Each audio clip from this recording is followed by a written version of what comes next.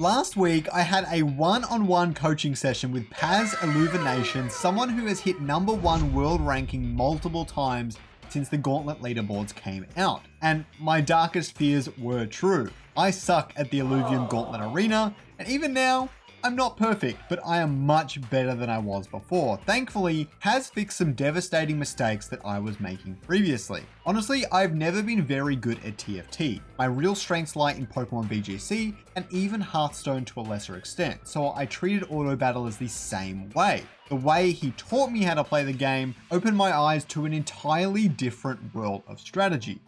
We're losing. We're losing on purpose. We're winning because we're losing. Yeah, losing with grace. If you want to learn more about that, he does have a really great beginner's guide. I highly recommend you watch even before this video now, as this will go into some slightly more advanced concepts. Without further ado, here are the 3 valuable lessons that will help you come top 3 in most of your Illuvium Gauntlet matches. First, cut the losers and double down on the winners. It's so easy to come into a game and say, yeah, I want to use fighters this time around. And it's also an easy way to lose every single match. When you're playing, you will notice that you get things come up more often than others. Focus on them and build a team around it. Let's say Fiery keeps coming up and maybe Caterpie, and then some sort of Scion, maybe Magma, or even Fire Earth comp will start to form quite rapidly. Or if rogues are coming to you easily, double down on that and don't be afraid to sell off half the things you were originally going for. Sell off that Monkia, okay? You don't necessarily need them anymore. Go for the rogues, you're getting the rogues. Holding those 2 mule on your bench and wasting 8 gold, which could potentially give you 10 plus extra gold in the long run due to economy, will destroy your potential economy and sabotage your chances at winning the game. Cut the losers and double down on what the game has gifted you. This is a game against 7 other players. It is not a TCG. Tip number 2 is to only reroll when chasing multiple alluvials. I used to buy 1 squiz and then reroll down like 50 gold for 2 more squiz to get Octias. Now sometimes this would work okay, although not ideal, but more often than not it just wouldn't work at all. Sometimes rerolling is absolutely necessary, but there is a method to the madness. Yes, there is. Has told me that instead you can eliminate the RNG by finding 3 to 4 alluvials and then buying them all. Then as you reroll, you have 4 different alluvials you are looking for, mitigating so much of that RNG that you would get otherwise. Like maybe if you're looking for 5 tier 5 alluvials, and every time a tier 5 pops up, it'll be at least one of the ones you wanted, let's say. Not only are you super likely to find at least 1 or 2 of them, but you can sell the others and basically waste no time. Mastery points or power on your board. This is something that Paz really instilled in me during our coaching session,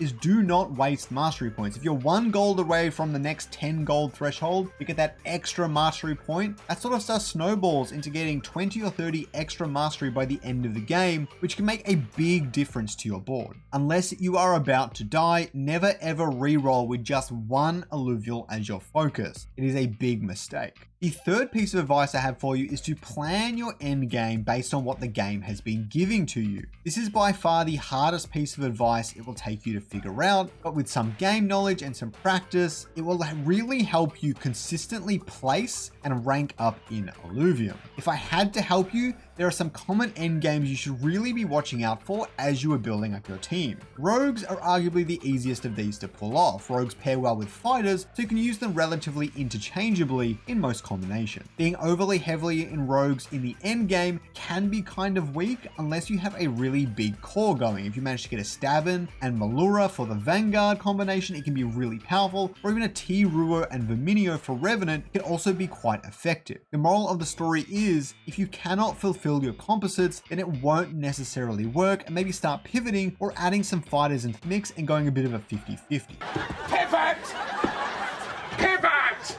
The second team comp is a fighter team comp. Now, fighters are powerful, but they don't actually do a whole lot without moderate support. That being said, they are the most flexible out of all the alluvials in the game, since they are well balanced on attack and defense. Most teams build around Monkia, but this will eventually transition to Foe as well. Later on, arguably the best alluvial in the game. Sadly, fighters don't necessarily work without really good augments to back them up, so if that's the strategy that's starting to form, make sure you get augments that sort that out. What's important important, however, is backing them up with empaths such as Flood and Adorito, as well as bulwarks such as Twine, Crunk, and Goliath. Fighters are only as good as their backup crew. As long as you have tanks to soak up damage and healers to keep them alive for longer, they will out-damage every other class in the game, except maybe Invokers.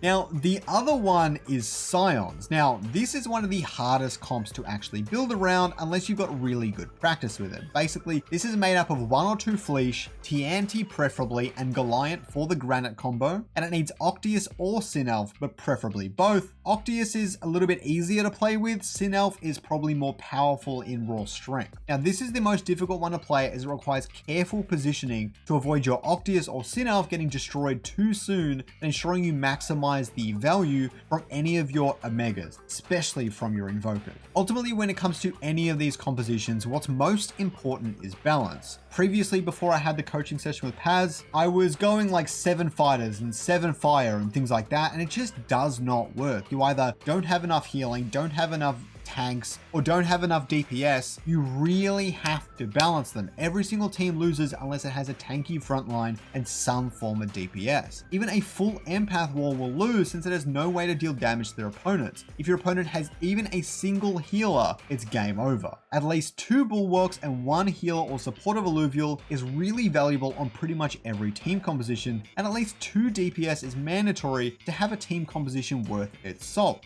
Now, in summary, don't hold on to any alluvials that aren't working out. Make sure to never do consecutive rolls without at least 3 alluvials you are trying to acquire. And when you hit the mid game, make sure you're planning your possible end game team based on what is available to you. If I can come second or even first in a gauntlet match, then I promise you can as well. I hope you learned something today. Please subscribe for more guides and other Illuvium content. Please don't forget to use my referral code SCORYOGS and check out the full stream I had with Paz right up in the corner for a more detailed breakdown.